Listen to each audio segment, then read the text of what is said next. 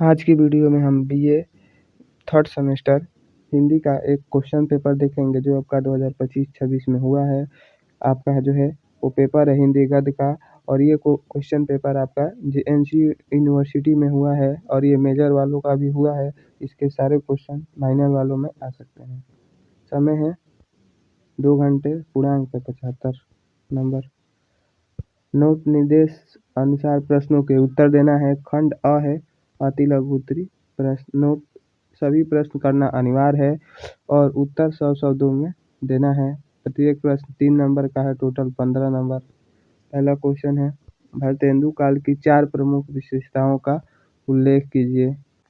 भारतेंदु काल जो 1850 से 1900 के ईस्वी के आसपास चला, इसकी 4 प्रमुख विशेषताएं हैं। सामाजिक सुधारों की प्रेरणा, राष्ट्रीय और देशभक्ति की भावना, खड़ी बोली हिंदी का विकास और नाटक व पत्रिकाओं के माध्यम से गद्य विधाओं का विकास, जिसमें यथार्थवादी दृष्टिकोण और आम जनता की समस्याओं को उठाया गया है। भारतेंदु काल की 4 प्रमुख विशेषताएं। पहला, समाज सुधार की भावना और राष्ट्रीय चेतना। इस काल के साहित्य में समाज की बुराइयों जैसे सती प्रथा, बाल विवाह, वर्णभेद और अशिक्षा पर प्रहार किया गया और स्त्री शिक्षा, विधवा पुनर्विवाह जैसे सुधारों का समर्थन किया गया। देशभक्ति और राष्ट्रीय गौरव की भावना इसमें प्रबल थी, जिससे जनता में नवजागरण की चेतना जागी। खड़ी बोली हिंदी का विकास। भारतेंदु हरिश्चंद्र ने ब्रज भाषा के स्थान पर लोक भाषा के रूप में प्रचलित खड़ी बोली को साहित्यिक भाषा के रूप में स्थापित किया। उन्होंने गद्य को सरल, स्वाभाविक और जन उपयोगी बनाया, जिससे हिंदी साहित्य का मार्ग प्रशस्त हुआ। अगली विशेषता, नाटक और पत्रकारिता का विकास। इस काल में हिंदी नाटकों की नींव पड़ी और भारतेंदु ने कई सामाजिक पौराणिक नाटकों की रचना की।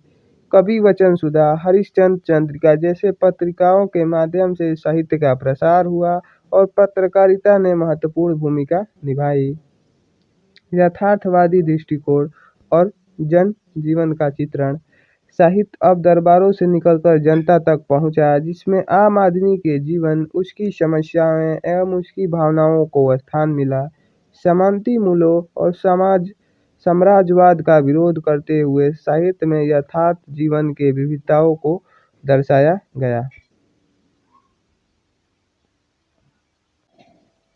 अगला क्वेश्चन है, पहले का ख, हरिशंकर प्रसाई के व्यंग लेखन की विशेषताएं लिखिए। उत्तर देखेंगे। हरिशंकर प्रसाई के व्यंग लेखन की मुख्य विशेषता है सामाजिक राजनीतिक विसंगतियों पर तीखा प्रहार, सरल आम बोलचाल की भाषा का प्रयोग, हास्य के माध्यम से गहरी चोट करना, अंधविश्वास और पाखंडों का पर्दाफाश करना तथा व्यंग को एक गंभीर साहित्यिक विधा का दर्जा दिलाना, जो पाठक को सोचने पर मजबूर करती है और जीवन के प्रति एक दायित्व बोध जगाती है। इसकी मुख्य विशेषता थी सामाजिक और राजनीतिक चेतना। हरिशंकर परसाई जी ने भ्रष्टाचार, असमानता, पाखंड और राजनीतिक विसंगतियों जैसे ज्वलित मुद्दों पर कलम चलाई, जिससे समाज में व्याप्त बुराइयों का पर्दाफाश हुआ। भाषा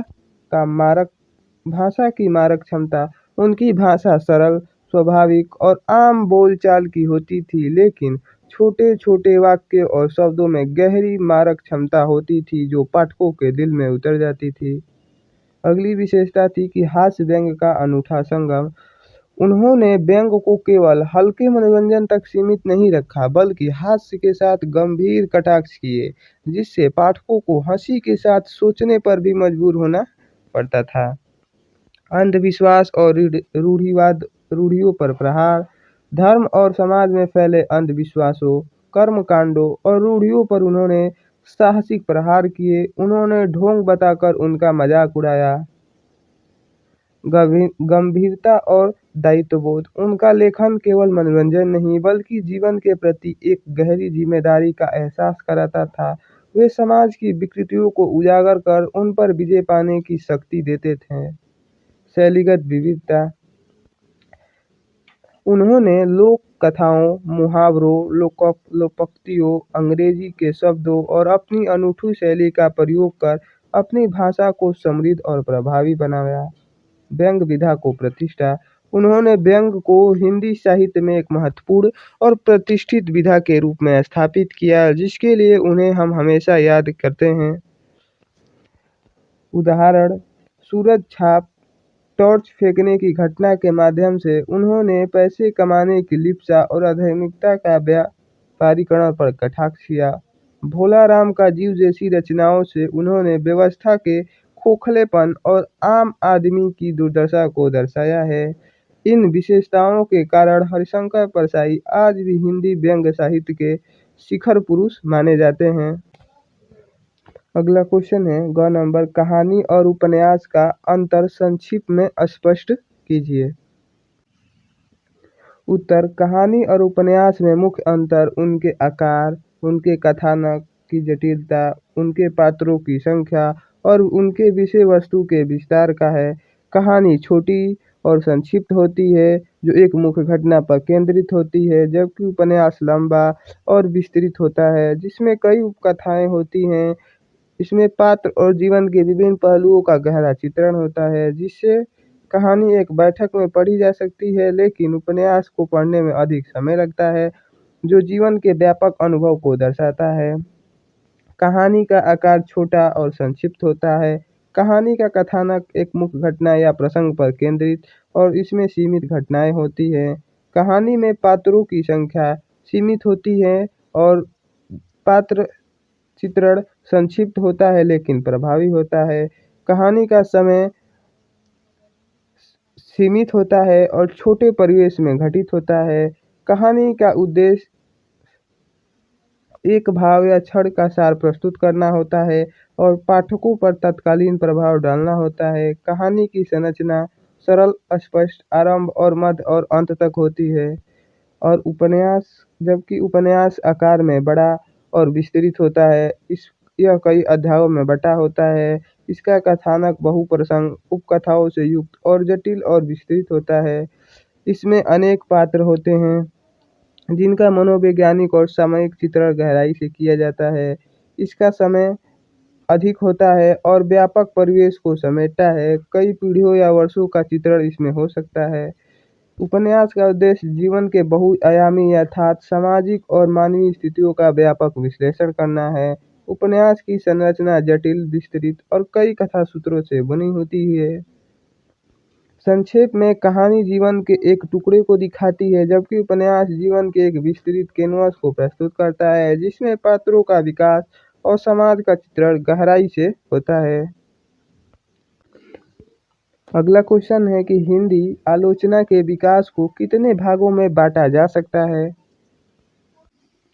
उत्तर हम देखेंगे कि हिंदी आलोचना के विकास को मुख्य रूप से 3 बड़े भागों में, जैसे शुक्ल पूर्व आलोचना, शुक्ल युगीन आलोचना और शुक्लयोत्तर युगीन आलोचना में बांटा जा सकता है। इसके अलावा इसे भारतेंदु युगीन हिंदी आलोचना, द्विवेदी युगीन हिंदी आलोचना, शुक्ल युगीन हिंदी आलोचना और शुक्लयोत्तर युगीन हिंदी आलोचना में बांटा जा सकता है, जिसमें आचार्य रामचंद्र शुक्ल के बाद समीक्षा पद्धतियों में विकसित हुई और कथा आलोचना जैसी नई विधाएं जो है इसमें सामने आई।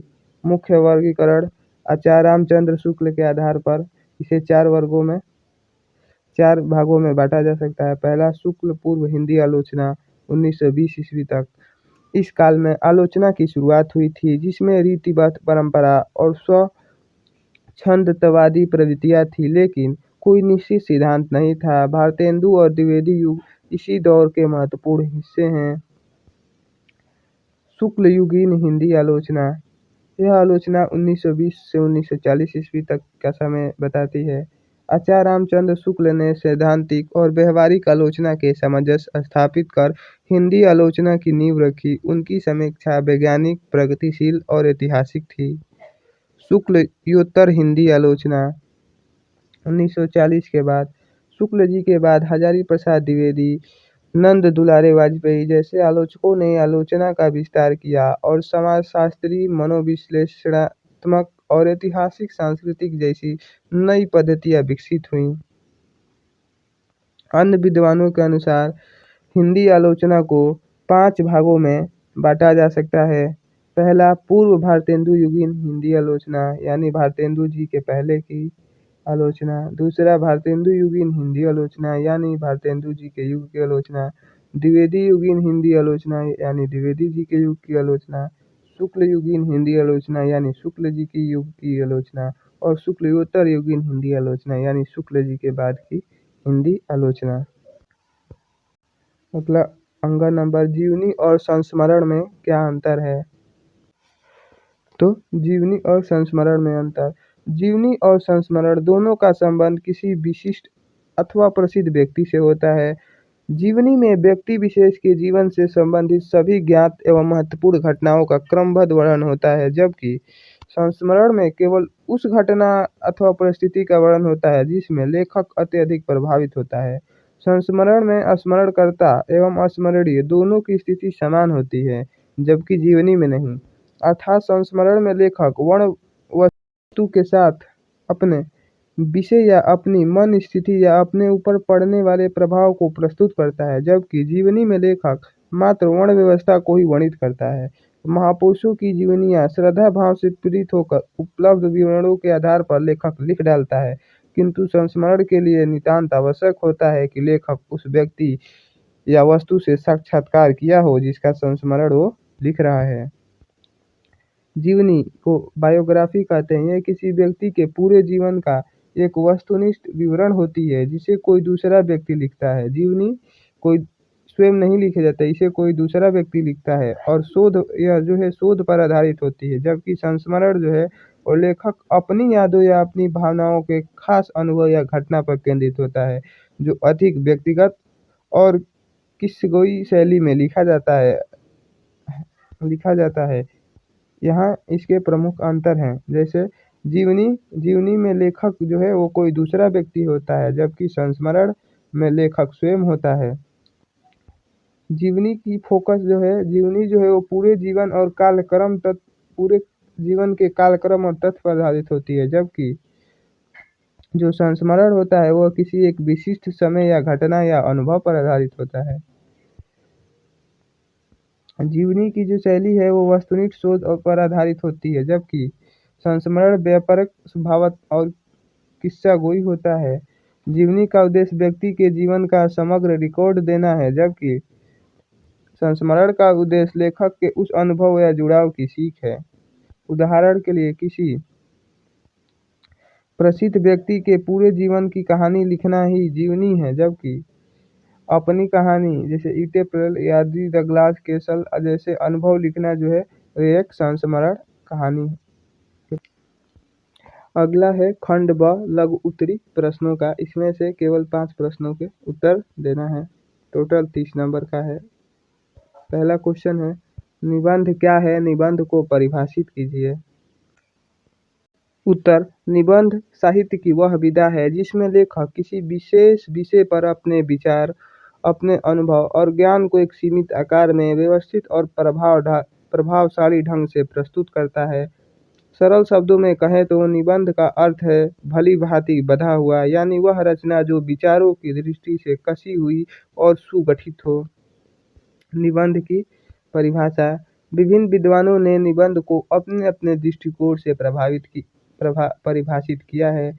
आचार्य रामचंद्र शुक्ल के अनुसार निबंध की परिभाषा है कि यदि गद्य कवियों या लेखकों की कसौटी है तो निबंध गद्य की कसौटी है।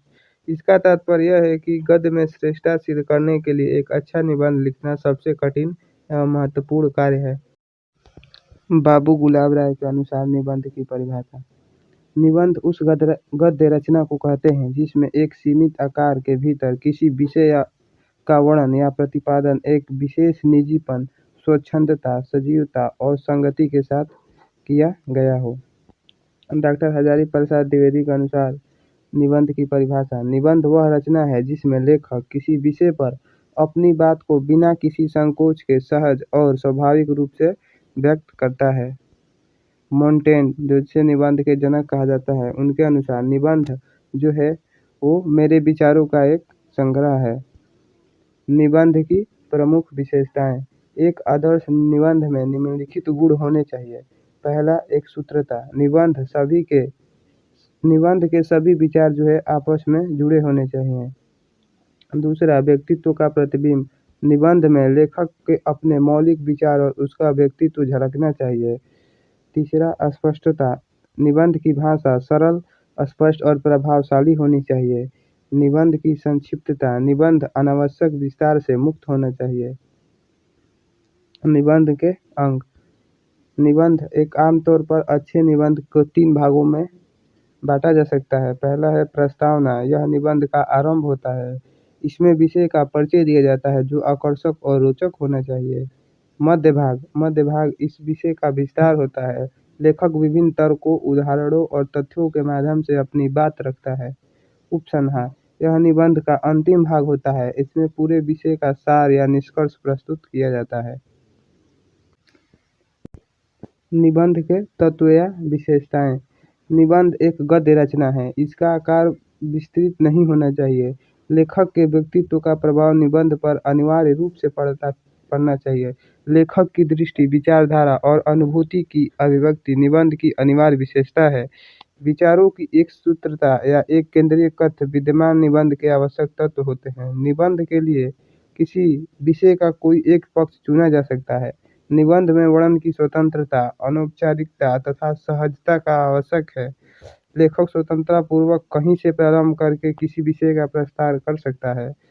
कल्पना तत्व का योग निबंध की आवश्यक विशेषता होती है। चारों तरफ छिटके हुए विचारों में एक सूत्रता एवं संगति अर्थात अनेकता में एकता स्थापित करना कल्पना शक्ति के द्वारा ही संभव है।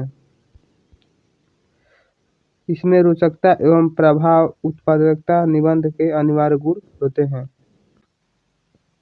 अगला क्वेश्चन, लक्ष्मी के स्वागत एकांकी की विशेषताएं बताइए।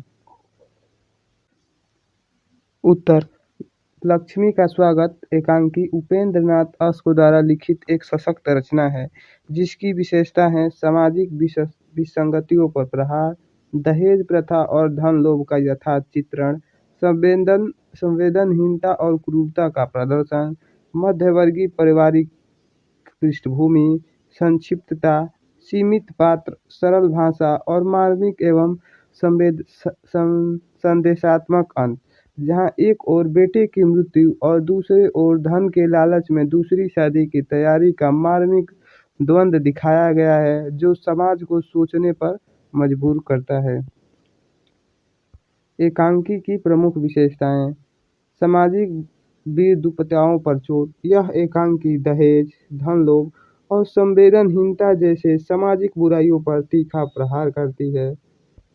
पारिवारिक कथा वस्तु। यह कहानी एक मध्यवर्गीय परिवार के इर्द गिर्द घूमती है जिसमें रोशन और उसके माता पिता के बीच का संघर्ष प्रमुख है। धन लोलुपता और स्वार्थ। इसमें दिखाया गया है कि कैसे धन के लालच में लोग अपने रिश्तों और मानवीय संवेदनाओं को भूल जाते हैं। यथार्थवादी चित्रण। यह समाज के एक कटु सत्य, दहेज के लिए दूसरी शादी का दबाव, बेटे की बीमारी के दौरान भी लालच का यथार्थ चित्रण करता है। धार्मिक एवं मार्मिक अंत। एकांकी का अंत हृदय विदारक है जहां रोशन के बेटे की मृत्यु हो जाती है और बाहर शगुन की बधाई चल रही है जो गहरी सीख देती है। संक्षिप्तता और एकाग्रता। एक ही स्थान और सीमित पात्र रोशन, उसकी मां, पिता, डॉक्टर सुरेंद्र के माध्यम से कहानी प्रभावी ढंग से प्रस्तुत किया गया है। पात्रों का द्वंद्व। रोशन के मानवीय प्रेम बेटे के प्रति और उसके माता पिता के स्वार्थी संवेदनहीन दृष्टिकोण के बीच का द्वंद्व इसमें प्रमुख है। प्रतीकात्मक शीर्षक। लक्ष्मी का स्वागत केवल धन के आगमन का नहीं बल्कि मानवीय मूल्यों और संवेदनाओं के स्वागत का प्रतीक है जो इस एकांकी में नहीं हो पाता है। संक्षेप में यह एकांकी मानवीय रिश्तों में बढ़ते स्वार्थ और सामाजिक कुरीतियों को उजागर करती है जिससे दर्शक विचलित होकर सोचने पर मजबूर हो जाते हैं। अगला क्वेश्चन है कि राहुल सांकेतयान के यात्रा वृतांत मेरी तिब्बत यात्रा पर एक लेख लिखिए। उत्तर, तिब्बत मेरी यात्रा। यात्रा वृत्तांत एक संस्मरणात्मक प्रवृत्ति है जो यात्रा के दौरान हुई अनेक घटनाओं को नियमित नियति में हुआ करती है, इसलिए यह सामयिक और तात्कालिक स्मृति जनीन हुआ करता है। इसमें स्थानीय रंग, तथ्य, आत्मीय भाव, कल्पना जनिनता और व्यक्तित्व अनुभूति की व्यक्ति रोचक शैली में होता है। तिब्बत मेरी यात्रा में राहुल सांकृत्यायन ने तिब्बत में की गई अपनी दूसरी यात्रा का वर्णन किया है। सांकृत्यायन जी घुमक्कड़ और घूमने से मिलने वाले रस को काव्य रस और बाह्य रस के बराबर ही मानते हैं।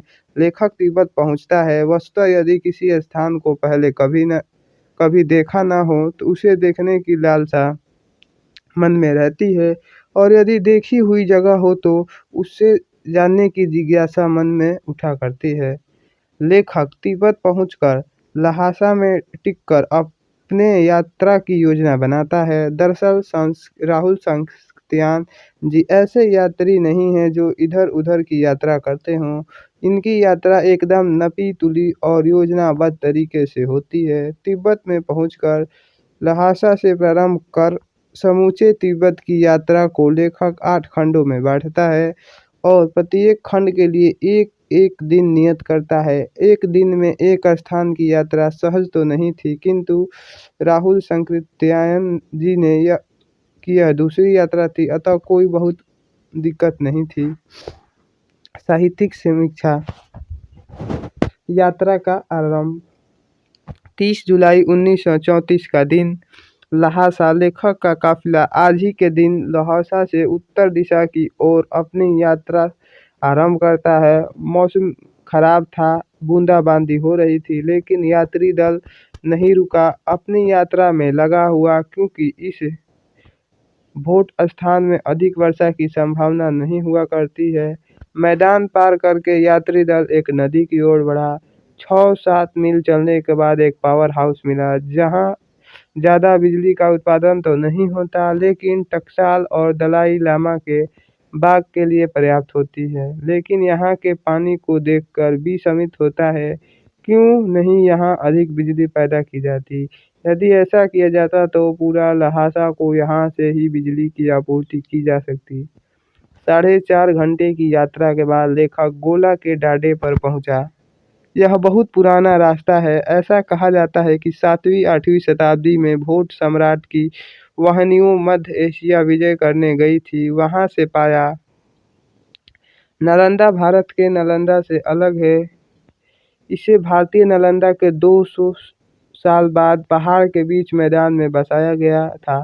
वर्षा का मौसम होने से पहाड़ पर हरियाली दिखाई पड़ती थी। इस नालंदा नगर में अनेक छोटे गांव थे। इसे देखने में ऐसा लगता है जैसे यहाँ किसी समय शिक्षा का विकास औरों पर रहा होगा, किंतु आज ऐसा कुछ नहीं दिखलाई पड़ता। इसकी फन 2 उत्पायक और इसमें अनेक ऐतिहासिक गांव हैं। 1 अगस्त। नालंदा से लेखक 1 अगस्त को नालंदा से पाछब गांव के लिए प्रस्थान करता है। पाछब गांव तिब्बत के महान अनुवादक लो चवारी रविकृति के जन्म स्थान के लिए प्रसिद्ध था। यहाँ एक स्तूप है। ऐसा कहा जाता है कि इस स्तूप में अनुवादक की कुछ अस्थियां रखी हुई हैं। नालंदा से करीब 13-14 मील की दूरी चलकर लेखक गेहलह खंड पहुँचे। यहाँ सम्राट थी स्रोत-देव ने विहार बनवाया है।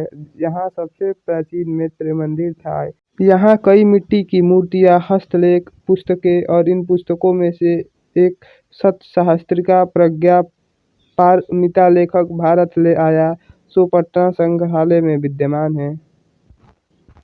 2, 3 और 4 अगस्त। 2, 3 और 4 अगस्त को लेखक शेरबुड पर, जहाँ सरबसा का मठ था, वहाँ सतर-अस्थि चूड़िया में रहा। वहाँ से यात्रा करते हुए फंदो पहुँचा। फंदो की पहाड़ियाँ एकदम नंगी थी। इन पर छोटी झाड़ियाँ थी। इन अधिकतर जंगल गुलाबी थे। यहाँ कस्तूरी मृग भी थे। ल्हासा वाली नदी। उइछू के संगम पर फुलुंदो बस्ती तक पहुंचने के लिए लेखक को चमड़े की रस्सी का पुल पार करना होगा। काफ़ी घूमने घामने के बाद भूख लगने पर लेखक को चमड़ी की मांस खाने को दिया गया।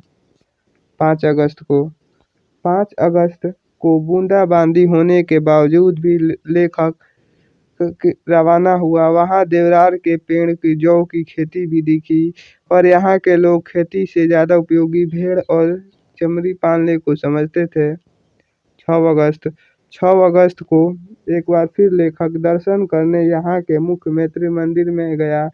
इसी के बगल में और 2 मंदिर है। यहाँ 16 बड़े बड़े चित्रपट है। रात को ये फुंदो गांव में रुके। 7 अगस्त को लेखक छलाके डांडे को पार कर थार की दूसरी ओर पोंती विहार को रवाना हुआ। वहाँ के मठ में पुराने अवतारी लामा का भूमिहा शरीर रखा हुआ था, वहीं लेखक को ठहराया गया। 8 अगस्त को सवेरे एक गुफा को देखते हुए लेखक पातो गुम्बा की ओर जाने लगे। धीरे धीरे लेखक नातीला के समान लहासा की ओर चल पड़े और 3:20 तक लेखक उसी स्थान पर जा पहुंचे जहां से चला था। अगला क्वेश्चन है, गबन उपन्यास के प्रमुख पात्रों में से किसी एक का चरित्र चित्रण कीजिए। उत्तर, गबन उपन्यास में मुख्य रूप से 2 प्रमुख पात्र हैं, पहला रमानाथ और दूसरा जल्पा। तो पहला रमानाथ। तो गबन उपन्यास में रमानाथ एक जटिल चरित्र है जो मध्यवर्गीय युवक की दुर्बलताओं जैसे दिखावा, आलस और आर्थिक दबाव का प्रतीक है। वह आकर्षक पर लक्ष्यहीन है, जो जल्पा के गहनों की चोरी करता है, झूठी शान के लिए कर्ज लेता है और अंततः पुलिस के प्रलोभन में फंसता है। लेकिन प्रेमचंद की आदर्शवादिता उसे सही राह दिखाती है, जिससे वह अपनी गलतियों का प्रायश्चित कर निश्चल जीवन की ओर बढ़ता है और एक यथार्थवादी पर अंततः सुधरने वाला पात्र बनता है। रमानाथ के चरित्र की प्रमुख विशेषताएं। पहला, मध्यवर्गीय युवक का प्रतिनिधि। रमानाथ उस समय के युवा वर्ग का प्रतिनिधित्व करता है जो आर्थिक अभाव और सामाजिक प्रदर्शन की इच्छा से ग्रसित है। दूसरी उसकी विशेषता, आकर्षक व्यक्तित्व और दिखावा। वह सुंदर और वाक्पटु है, लेकिन अमीरी का झूठा दिखावा करता है, जिससे जल्पा के गहनों की चोरी का कारण बनता है। लक्ष्यहीन और कमजोर इच्छा शक्ति। रमानाथ एक उद्देश्यहीन जीवन जीता है। उसकी इच्छा शक्ति कमजोर है और वह आसानी से प्रलोभन और भय के आगे झुक जाता है। नैतिक पतन और अपराध। अपनी दुर्बलताओं के कारण वह चोरी करता है, झूठी गवाही देने के लिए मुखबिर बनता है और नैतिक रूप से पतित होता है। आदर्शवाद का अभाव। अंत में प्रेमचंद की आदर्शवादिता उसे सही मार्ग पर लाती है। वह अपने अपराधों का प्रायश्चित करता है और सादा सच्चा जीवन जीने लगता है। जल्पा के प्रति प्रेम और कर्तव्य। हालांकि वह कमजोर है, पर जल्पा के प्रति उसका प्रेम और उसकी तपस्या उसे सुधारने में मदद करती है और अंततः वह एक जिम्मेदार पति बनता है। संक्षेप में, रमानाथ एक त्रुटिपूर्ण पर मानवीय चरित्र है जो मध्यवर्गीय समाज की समस्याओं एवं उसके युवाओं के नैतिक संघर्ष को दर्शाता है, जो अंततः एक आदर्शवादी मोड़ लेता है। अगला पात्र है गबन उपन्यास में मुख्य रूप से, वो है जल्पा। गबन उपन्यास में जल्पा का चरित्र एक आभूषण प्रेमी, स्वाभिमानी भारतीय नारी से त्याग, कर्तव्यपरायणता और साहस की प्रतिमूर्ति बनने तक का सफर दिखाता है, जो अपने पति की गलतियों के कारण उत्पन्न समस्याओं को सुलझाने और उसे बचाने के लिए अपने प्रिय गहने तक को बेच देती है तथा अंततः भारतीय आदर्श नारी का प्रतीक बन जाती है। जल्पा के चरित्र की प्रमुख विशेषताएं। आभूषणों के प्रति प्रेम। शुरुआत में जल्पा बचपन से ही आभूषणों की शौकीन थी, खासकर चंद्रहार के लिए लालायित रहती थी, जिससे उसके पति रमानाथ को गबन करने की प्रेरणा मिली। स्वाभिमान और आत्मगौरव। उसके पास गहने न होने पर वह घर से बाहर नहीं निकलती थी, लेकिन जब पति की कमाई से गहने मिलने लगे तो वह स्वाभिमानी महसूस करती और अपनी माँ का भेजा चंद्रहार भी लौटा दिया था, क्योंकि वह पति की कमाई से गहने चाहती थी। बुद्धिमत्ता और धैर्य। जब रमानाथ भाग गया तो जल्पा ने धैर्य से काम लिया, स्थिति को समझा और अपने गहने बेचकर गबन के पैसे जमा करवाए, जिससे रमानाथ का बचाव हुआ। त्याग और कर्तव्य परायणता। वह अपने पति के प्रेम और कर्तव्य के प्रति समर्पित थी। उसने अपने आभूषण बेचकर अपने पति के अपराध का बोझ खुद पर लिया और उसे बचाया। साहस और राष्ट्र प्रेम। पति के फंसने के बाद वह हिम्मत से काम लेती है और कलकत्ता जाकर उसे बचाने का प्रयास करती है। दिनेश के परिवार की देखभाल करना उसके राष्ट्रीय और मानवीय पक्ष को दर्शाता है, जो उसके एक आदर्श नारी बनाता है। भारतीय आदर्श नारी का प्रतीक। जल्पा का चरित्र एक भारतीय नारी के रूप में विकसित होता है, जो प्रेम, त्याग और कर्तव्य के मार्ग पर चल के अपने पति और परिवार को बचाती है और अंततः एक आदर्श पत्नी और गृहिणी के रूप में उभरती है। संक्षेप में, जल्पा का चरित्र एक मध्यवर्गीय स्त्री की कमजोरियों से शुरू होकर परिस्थितियों में दबाव आकर त्याग, साहस और राष्ट्रीय कर्तव्य बोध से युक्त एक आदर्श भारतीय नारी के रूप में परिवर्तित हो जाता है। अगला क्वेश्चन है कि ध्रुव स्वामी नाटक में संवाद योजना पर प्रकाश डालिए। उत्तर, जयशंकर प्रसाद द्वारा रचित नाटक ध्रुव स्वामी में संवाद योजना अत्यंत सशक्त, उद्देश्यपूर्ण और नाटकीय है, जो कथा वस्तु को गति देने, पात्रों के चरित्रों को उभारने और नाटक के मूल संदेशों को प्रभावी ढंग से संप्रेषित करने में महत्वपूर्ण भूमिका निभाती है। संवाद योजना की प्रमुख विशेषताएं। पात्र अनुकूलता। संवाद पात्रों की मानसिक स्थिति, शिक्षा और सामाजिक पृष्ठभूमि के अनुसार है। ध्रुव स्वामी के संवादों में जहां एक विद्रोहिणी नारी का ओज और तर्क है, वहीं रामगुप्त के संवादों में कायरता, विलासिता और अयोग स्पष्ट झलकती है। संक्षिप्तता और मार्मिकता। प्रसाद जी के अन्य नाटकों की तुलना में ध्रुव स्वामी के संवाद अपेक्षाकृत छोटे, चुस्त और सीधे हैं, जो रंगमंच की दृष्टि से उपयोगी हैं। वे सीधे पाठक या दर्शक के हृदय में प्रभाव डालते हैं। द्वंद्व का चित्रण। संवाद पात्रों के आंतरिक और बाह्य द्वंद्वों को व्यक्त करने का प्रमुख साधन है। ध्रुव स्वामी और चंद्रगुप्त के बीच के संवाद उनके कर्तव्य परायणता और प्रेम के अंतर्द्वंद को गहराई से चित्रित करते हैं। उद्देश्य पूर्णता। हर संवाद नाटक के मुख्य उद्देश्य जैसे नारी मुक्ति, अधिकार चेतना और अयोग नेतृत्व के प्रश्न को आगे बढ़ाता है। मंदाकिनी के संवादों के माध्यम से सामाजिक रूढ़ियों पर प्रश्न चिन्ह लगाए गए हैं। ऐतिहासिक और साहित्यिक भाषा। संवादों में तत्सम प्रधान साहित्यिक खड़ी बोली हिंदी का प्रयोग किया गया है, जो गुप्त कालीन परिवेश और गरिमा के अनुकूल है, फिर भी भाषा में सहजता का प्रभाव है।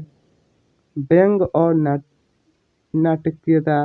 रामगुप्त और शिखर स्वामी के बीच कई संवादों में तीखा व्यंग है, जो रामगुप्त के खोखले व्यक्तित्व पर प्रहार करता है।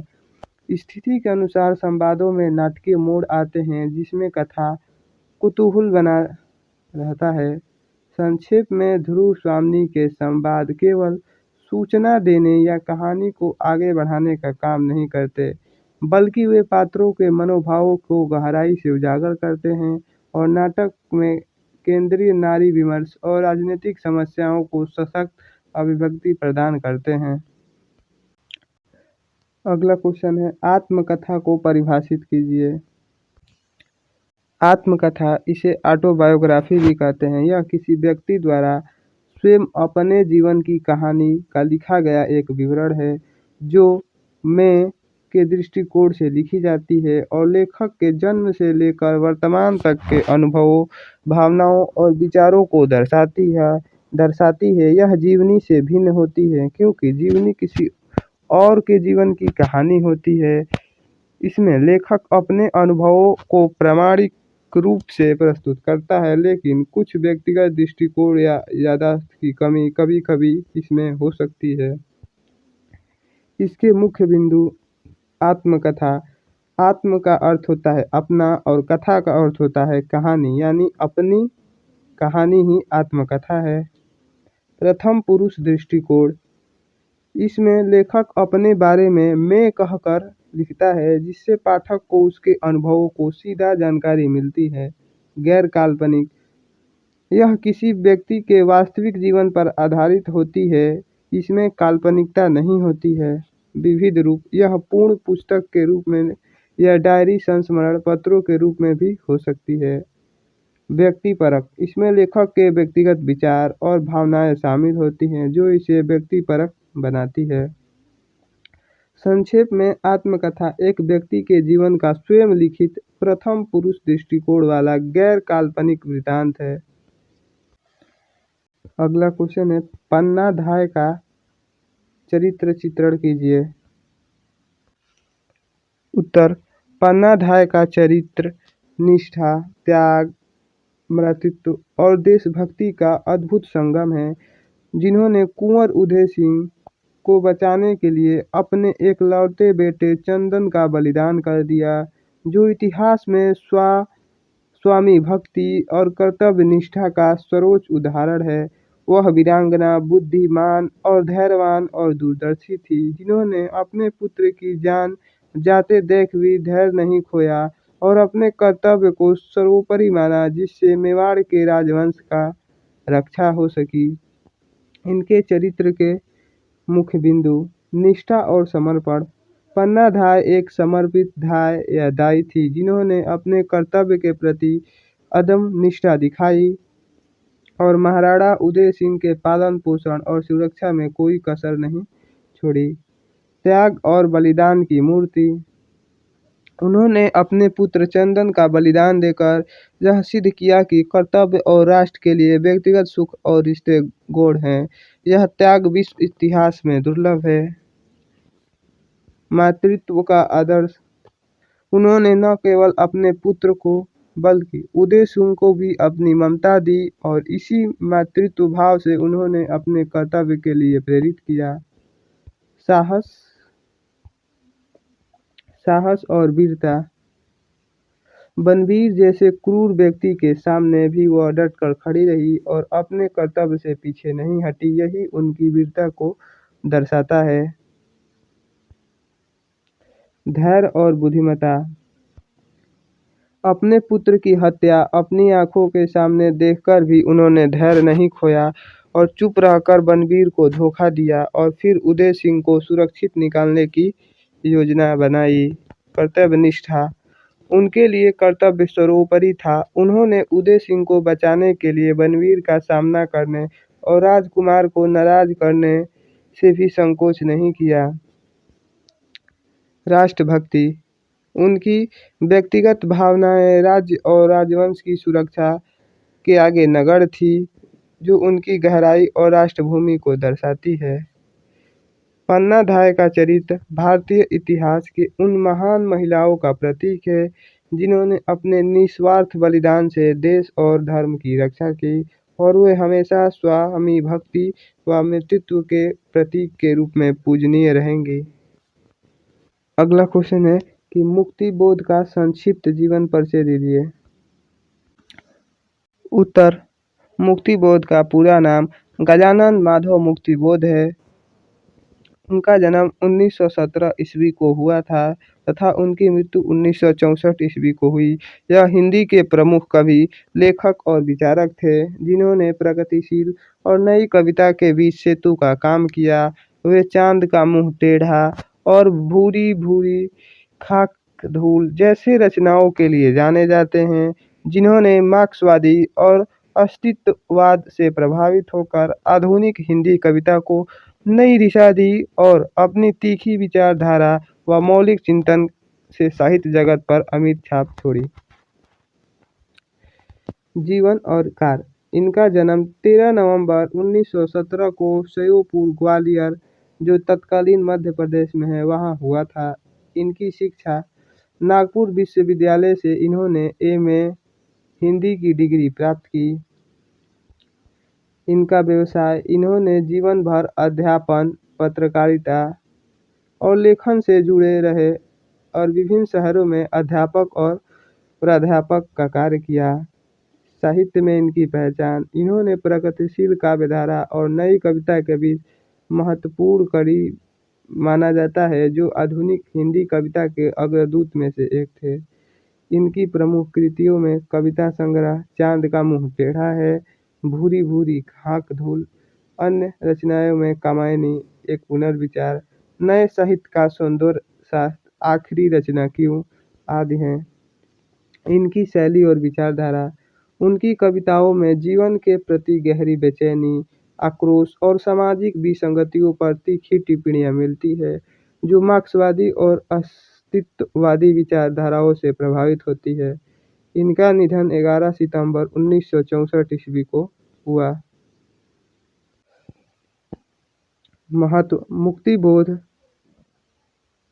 अपने समय के मौलिक और विद्रोही चिंतकों में से थे, जिन्होंने अपनी रचनाओं के माध्यम से हिंदी साहित्य में एक क्रांतिकारी बदलाव लाया और अपनी नई आलोचना व काव्यात्मक अन्वेषण से समकालीन साहित्य को गहराई प्रदान की।